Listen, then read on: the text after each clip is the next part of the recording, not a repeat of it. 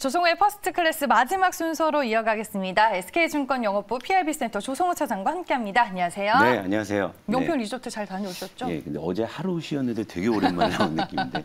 네. 예, 뭐 일단 저희 정규 종목인 용평 리조트를 또 응원하기 위해서 갔다 왔는데 저 깜짝 놀랐습니다.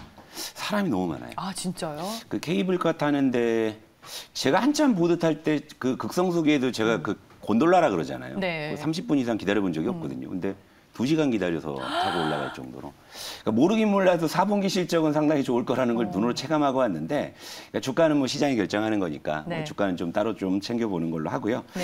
일단은 뭐 저는 제가 할 수 있는 걸 다 하고 있습니다. 알겠습니다. 그럼 오늘 시장 얘기 듣고 저희 포트에 담겨있는 정보 리뷰하고 또 새로운 정보를 가져오셨다고 하니까 빠르게 진행을 해보겠습니다. 여러분들의 포트 상담은 오늘도 도와드리겠습니다. 02000-4822, 02000-4822로 전화 주셔서 내 계좌와 내 포트에 대한 궁금증 조성우 차장에게 직접 상담 받아보시길 바라겠고요. 샵 2034로 문자 남겨주셔도 상담이 가능합니다. 그럼 조성우 차장님이 직접 들고 온 오늘 시장의 주제 바로 만나보겠습니다.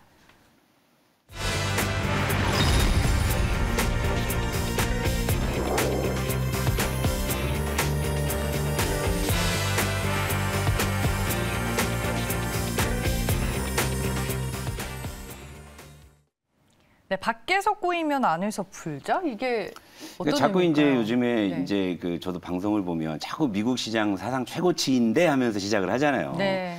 근데 이제 제가 이제 말씀드렸지만 우리나라는 우리나라고 이제 미국은 미국이다. 그러니까 이제 자꾸 이제 밖에 어떤 이슈를 끌고 들어와 가지고 이제 이렇게 자꾸 우리가 시장에 반영을 하려고 하는데 이게 자꾸 어긋나 버리잖아요. 아, 난 왜 이렇게 배가 아플까요, 미국장이? 뭐 어쩔 수 없잖아. 아니 뭐 막말로 인프라 법안도 미국에서 지들이 미국 법안이 통과된 거고 화이자도 미국 회사가 약 만든 거잖아요. 우리나라 아니잖아요, 솔직히. 그러니까 그들은 잔치할 수 있는 거예요. 근데 그 잔치에 우리를 껴주지 않는다고 해서 우리가 마냥 억울해할 필요는 없을 것 같고, 그러니까 오히려 밖에 있는 이슈가 우리 시장에 반영이 안 되면 요즘에 이제 최근에는 분명히 우리 대내 모멘텀도 어느 정도 작용을 하고 있단 말이에요. 그러니까 안에서 풀어 나가시는 게 보다 좀 현실적인 게 아닌가라는 그런 생각이 좀 많이 들어가지고, 네. 그러니까 이런 거에 자꾸 미국 시장 얘기하면서 우리 시장은 왜, 미국 시장 얘기하면서 우리 시장은 왜 하면은요, 지금 현재로서는 딱히 답은 안 나와요. 근데 다만 중요한 건 시장은 그래도 이제 분명히 좀 이전보다는 좀 좋아지고 있는 것만큼은 좀 분명하니까 이런 걸 좀 뭐 말씀을 드리려고 하는 거고요. 그러니까 우리나라 같은 경우에는 어제 사실 뭐 파이자의 치료제 나오니까 우린 바이오 네. 주식이 급락해 버리잖아요. 그러니까 근데 이제 미국 같은 경우에는 뭐 어제 이제 테슬라가 또 이제 그 일론 그 머스크 CEO의 그 입방정 때문에 급락을 해도 전체적으로 나스닥이 오르는 거는 거기는 뭐 테슬라가 시총이 1,000조 원이 넘지만 뭐 시총 뭐 2천조짜리 이런 종목들이 즐비하니까, 그죠? 근데 이제 우리 시장 같은 경우에는 뭐 화이자 이슈 때문에 덩치 큰, 사실 IT 다음으로 덩치 큰 섹터가 바이오잖아요. 그러니까 바이오가 그냥 이렇게 주저앉아 버리니까 지수가 올라갈 수 없는 그런 구조적인 부분들도 우리가 좀 인정하고 하면 될 것 같은데, 일단 시장 자체는 비관적이잖아요. 그 말씀 드릴게요. 자, 어제 코스피는 0.3% 하라. 이건 많이 아래 꼬리 달았잖아요. 그죠? 이것만 해도 의미가 있는 거예요. 이것만 해도. 그러니까 마냥 우리 시장이 두들겨 맞지는 않는다. 물론 미국 시장처럼 같이만 이렇게 올라가 주지는 않지만 저도 우리 시장은 여기서는 분명히 좀 이제 뭐 버텨주는 모습, 이제 또 반전을 또 만들려는 그런 시도들은 나오고 있다. 다만 이제 어제 뭐 하락의 주범은 뭐 의약품이었잖아요. 의약품. 어제 코스피는 0.3% 하락했는데 의약품은 5%대 급락이 나와버리니까 지수가 뭐, 근데 바이오가 이 정도 급락을 했는데 이 정도면 저는 사실 선방이라고 저는 생각을 합니다. 그러니까 분명히 이제 시장에서 다른 쪽에서 뭔가 새로운 시그널들이 나타나고 있다는 그런 걸 의미하는 것이고, 어제 수급을 보더라도 외국인이 코스피를 1,200억을 팔았는데 의약품을 1,300억 팔았거든요. 그러니까 외국인 콕 집어서 그냥 바이오만 판 거예요. 그러니까 다른 쪽에서는 뭐 특별히 뭐 매도하지 않았다라는 거죠. 그러니까 뭐 미국 시장은 오르는데 우리 시장은 뭐 밑으로 고꾸라진다라는 그런 계산은 굳이 하지 않으셔도 된다라는 거고, 그리고 제가 이제 요거를 요렇게 좀 해석할 수도 있을 것 같아요. 그러니까 화이자의 그 먹는 치료제 개발이 사실 머크사의 효능을 압도하는 수준으로 나오다 보니까, 그러니까 11월에 이제 이번 달에 미국에서 테이퍼링을 단행을 했잖아요. 그런데 이 화이자의 치료제 효과가 워낙에 강력하다 보니까 좀 금리 인상을 좀 강하게 압박할 수 있다라는 뭐 그런 정도의 뭐 작용이 우리 시장에 뭐 약간의 뭐 부담은 뭐 줄 수 있겠지만, 중요한 점 뭐냐면 제가 뭐 전에도 한번 말씀드린 기억이 나지만 긴축만으로는 시장이 박살나는 일은 없어요. 그러니까 최근에 시장이 흔들렸던 것은 긴축 플러스 인플레이션이 복합 변수로 작용했기 때문에 흔들린 거지, 그냥 오롯이 그냥 긴축 하나로만 놓고 봤을 때 긴축이 막 시장을 훼손시키는 일은 없었다. 그러니까 여러분들이 이제 이런 부분에 대해서는 너무 이렇게 우려하지 않으셔도 된다. 물론 이제 뭐 최근에 많이 이제 힘드셨으니까 자꾸 이제 자라보고 놀라면 이제 소뚜껑 보고 놀라신다고 모든 거 하나하나가 예민하실 거예요. 막 작은 거 하나가 이런 빠지는 거예요. 뭐 이렇게 생각하실 수 있는데 지금 제가 봤을 때는 그렇지 않다. 그러니까 요 그림 한번 다시 볼게요. 제가 이제 지난주 금요일에 나오고 어제 하루 쉬었는데 요거 이제 코스피의 장중 흐름을 8일 연속으로 붙여놓은 거예요. 저는 6일 연속 붙여드렸잖아요. 근데 네. 제가 뭐라고 말씀드렸어요.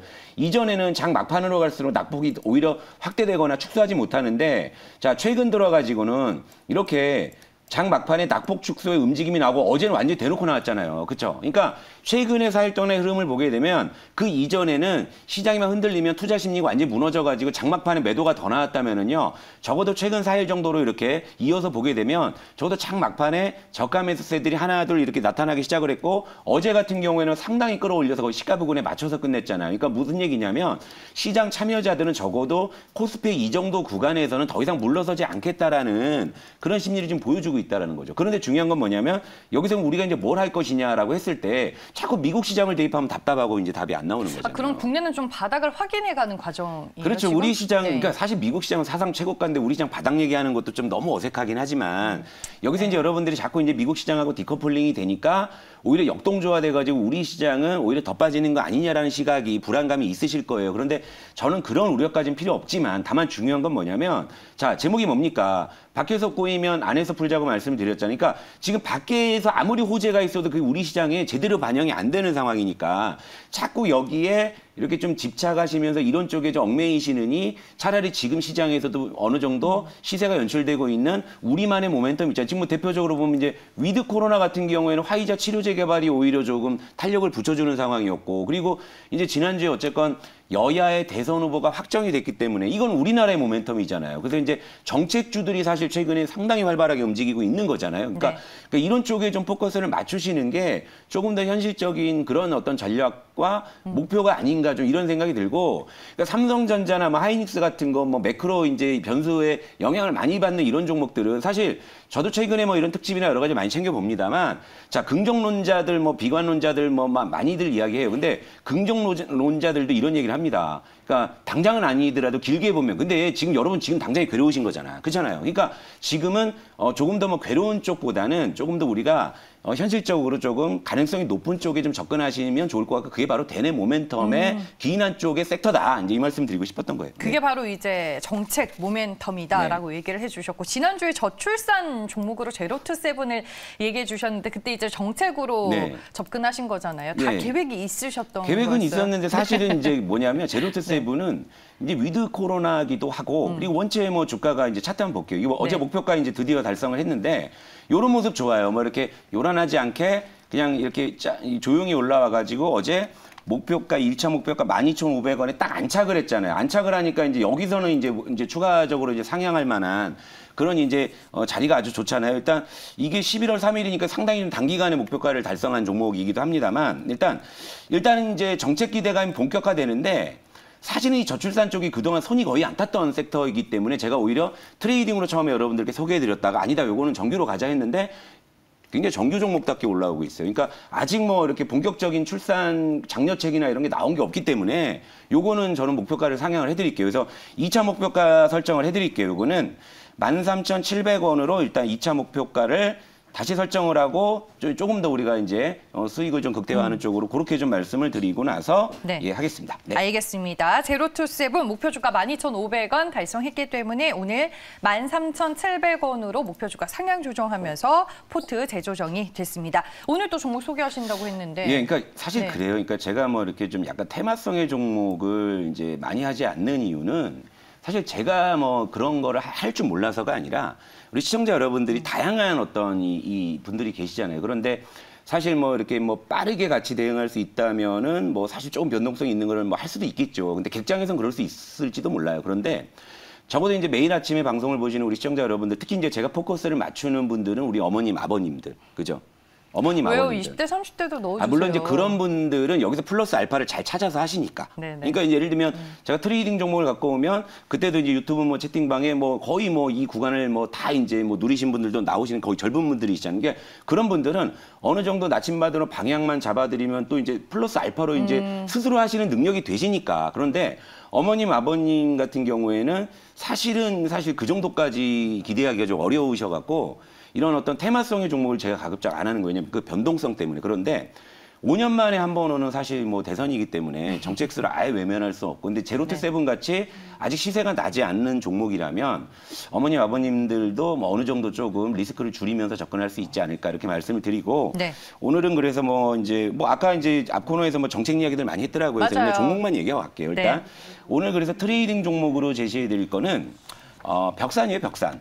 벽산, 뭐 여러분 잘 아시는 뭐 단열재, 뭐 천장재, 뭐 외장재, 이거 건자재 하는 거죠, 건자재. 근데 그러니까 결국 이제 이 대선의 화두는 뭐 여러 가지 정책 모멘텀이 있겠지만 가장 첨예하게 대립할 수 있는 정책은 역시 부동산이라는 거죠. 그러니까 결국 이제 부동산인데 여야 후보 모두 결국엔 공급 확대 쪽에 방점을 두고 있습니다. 근데 이제 이걸 어떤 형태로 공급하느냐에 따라서 이제 약간 이제 여야의 어떤 그 정책에서의 차이가 있는 그런 거지. 공급을 늘리겠다라는 쪽에서는 역시 이제 뭐 큰 차이는 없다 이렇게 좀 보고 있는 거죠. 그래서 벽산을 최근에 부동산 그 정책 모멘텀 관련주로 소개를 해드리기 시가총액 3천억 정도 해요. 그러니까 그렇게 가벼운 종목이나 이런 건 아니니까 그걸 다 고려해서 갖고 온 거죠. 네. 차트 한번 볼게요.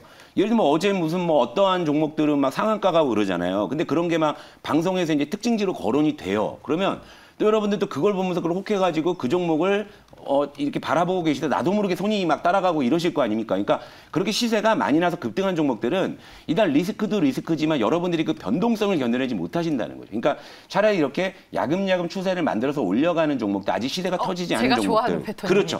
이런 종목들이 좋은 거예요. 이런 종목들이요. 그러니까 네. 제로투 세븐도 다시 한번 볼까요? 제로투 세븐도 이렇게 야금야금 추세를 올려가면서 쭉쭉 뽑아내는 이제 이런 모습이잖아요. 그러니까 이 벽산도 뭐 부동산 관련주 뭐 정책조 해가지고 우후죽순으로 막 올라가고 어떤 것만 급등하고 상한가 가기도 하는데 이런 종목들을 여러분들이 이제 대부분의 분들이 소화하기 쉽지 않으시다 이거죠. 그러니까 이 벽산같이 이렇게 추세를 쫙 만들어가지고 아직 이전 고점도 돌파하지 못하고 전고점도 아직 트라이하지 못한 이런 이제 구간이 많은 룸이 많은 이런 종목들을 해야 된다. 그래야 여러분들이 어떤 정책주나 테마성의 종목들을 하더라도 리스크를 줄이면서 기대 수익을 높일 수 있다. 이제 이런 관점에서 말씀을 드린 거고. 네. 일단은 뭐 회사는 탄탄합니다. 부채 비율 뭐 59% 정도고 유보율도 670% 그리고 PBR도 뭐 0.67배, 67배. 그러니까 지금 주가가 일단 청산가치 이하에 있다라는 점도 분명히 이제 다른 어떤 정책주들 같은 경우에는 너무 많이 올라가지고 이미 이제 이런 어떤 밸류에이션이 많이 벌어져 있을 거예요. 그러니까 그런 부분보다는 여러분들은 먼저, 그러니까 제가 제로투 세븐을 여러분들께 처음에 소개해드릴 때 테마주가 별거냐? 내가 밑에서 잡았는데 테마 타고 올라가면 그게 테마주다. 그죠? 맞아요. 급등주가 별거냐? 네. 내가 밑에서 잡았는데 급등하면 그게 급등주다. 그죠? 그러니까 그렇게 접근하셔야 여러분들이 안전하게 수익을 누리실 수 있다. 이렇게 말씀드리고, 자, 모멘텀은 뭐 다 말씀 안 드려 다 하시고, 가격 전략 말씀드리고 갈게요. 일단 10% 정도인 4,750원 요 정도로 좀 제시를 해드리고, 10%입니다. 그리고 손절가는 일단 마이너스 5% 정도인 4,100원 구간, 뭐 요 정도 범위 내에서 일단은 뭐 트레이딩을 하신다면 뭐 큰 무리는 없을 것 같아요. 뭐 요것도 요 종목도 이제 잘 먹힌다 그러면 또 갖고 오고, 만약 안 먹힌다 그러면 며칠 쉬고 뭐 이렇게 하겠습니다. 알겠습니다. 가격 전략 참 칼 같으세요. 목표 주가는 한 10% 정도로 잡으시는 것 같고 손절 가격은 마이너스 5% 정도. 예, 요 안에서 놀다가 이제 벗어나면 올리든가 뭐 이제 그건 그 다음에 문제인 거고. 예, 그거는 알겠습니다. 오늘 벽산이라는 종목 새롭게 소개를 해주셨습니다. 제로투 세븐이 단기간에 또 모멘텀이 부각이 되면서 수익률이 좋았기 때문에 저희가 벽산도 포스트 클래스에서 기대감을 가지고 한번 보도록 하겠습니다. 어제 못 봐서 오늘 뵀는데 역시나 반갑네요. 구간이 명간입니다. 반가워해 주셔서 너무 감사합니다. 네, 알겠습니다. 저희는 어느덧 이제 마칠 시간이 됐습니다. 여기서 인사드릴게요. 세계보고 증시보고 2부 끝까지 함께 해주셔서 감사합니다. 고맙습니다.